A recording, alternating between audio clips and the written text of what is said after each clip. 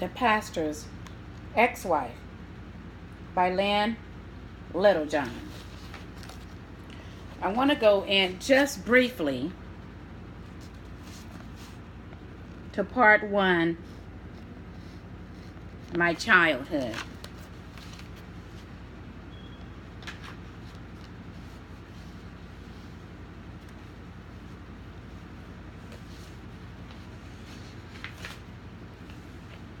He knocked on the door, and I remember saying to myself, Lynn, if you're going to do this, you better not act like you're scared.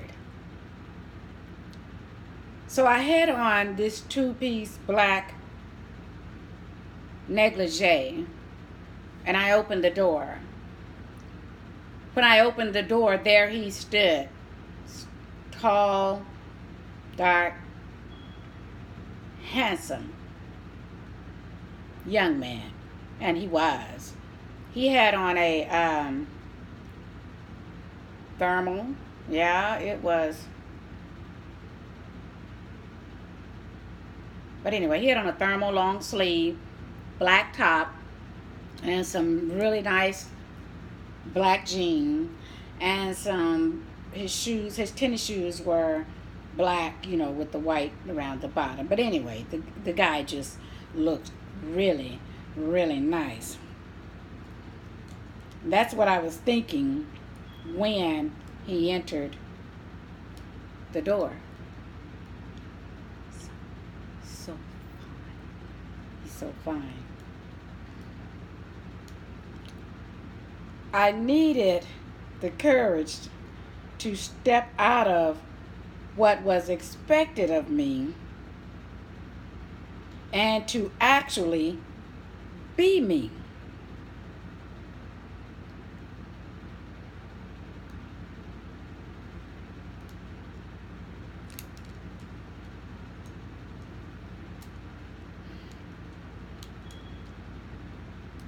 I want to give you a visual of how it was and how it led up to my two-piece negligee. When he came in and I gave him that once over, and I thought to myself, my God, he's fine. I really did. And so he came on in, and then I just started, because I'm a boot wearer, I started taking off my boots, and I started taking off my jeans, and then I pulled my top over my head, and then I had stripped myself down to my two-piece negligee. And I remember he took his top off and took his jeans and shoes off, but he had on boxer shorts, whatever, down to his knees. And I remember when we stood there, and he's so tall, 6'4", and I'm so petite, like 4'11", he reached down and picked me up and held me. And it was something about the way that he held me and embraced me. And then he laid me on the bed, and, of course, we getting ready to do what we are going to do. And I put on I'm telling you, I said, just Lynn, whatever you do, don't act like you're scared.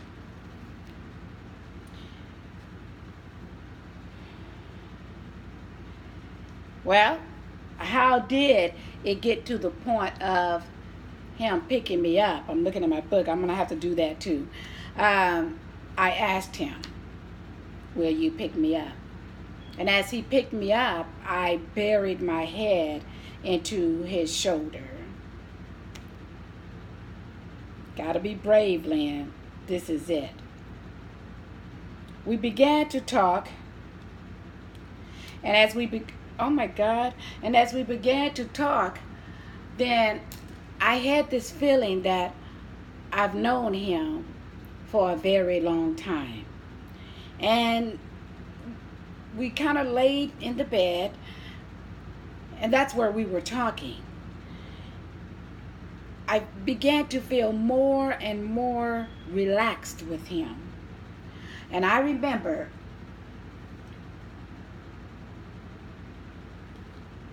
thinking to myself that this is going to be the same thing as what I've experienced for 25 years in my previous marriage. Nothing. But please understand that I didn't know it was nothing. For 25 years, when it came to sex, I just literally laid there. What? I didn't know that I was supposed to feel something. I didn't know anything about having an orgasm. I didn't know anything about getting wet. I didn't know.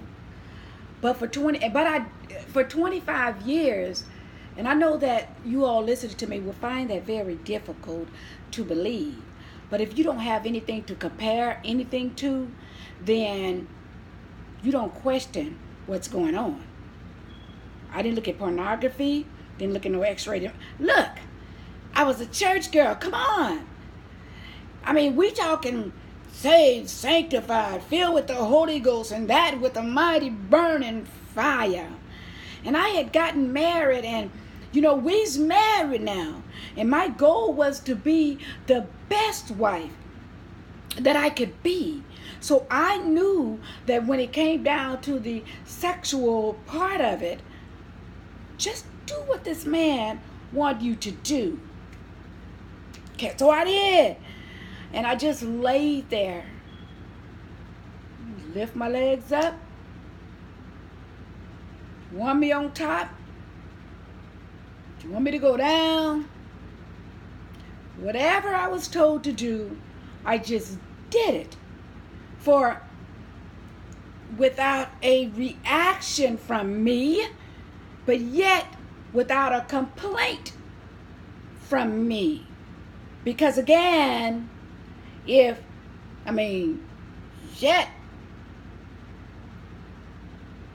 sweating his shit.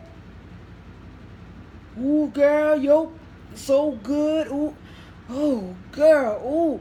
And I remember at times he would say, I'm sorry. I know what I didn't know what he was apologizing for. I mean, you got what you needed, so what are you apologizing for, But I didn't know. Now I know he was apologizing for sometimes it being like, okay, whatever, okay.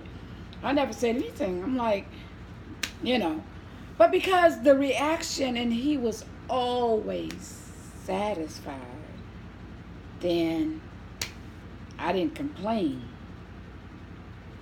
None of that. But this man,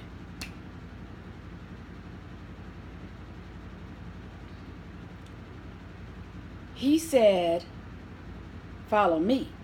In my mind, ain't shit getting ready to happen, because shit ain't happened for 25 years of my married life. And so I'm thinking, you gonna do what he did. Get on me, make all this noise, and then say, you good girl. That's not what happened. It's not what happened. From the very moment, from the very tip, from the very interest, as he began to enter. Now I'm laying on my back. But from the very interest, and he started going in, my body just started reacting. Shit just, And I'm saying to myself, I might have to put some X-rated on this, because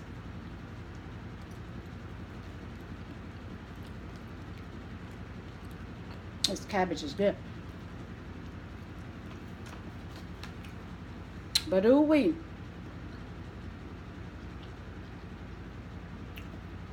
From the very interest into my kitty, I could feel every contour of his piece.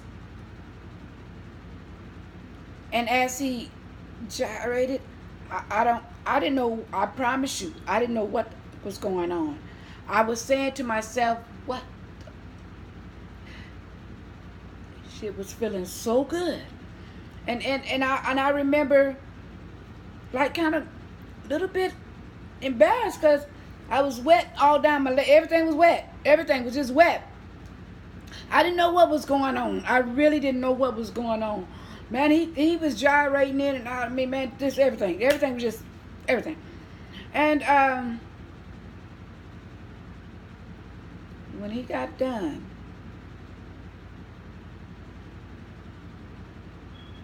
I laid there. But I got to go home in a minute. I laid there and I'm like, just happened? What just happened? And I remember, you know, I gotta go. And I left to go home. But please understand, this is after 25 years of marriage. The marriage had died and it was over. And I'll get to that to go with the book. But when I remember when I got home, and I remember still saying to myself, or asking myself, you know, what if I just happened? And I remember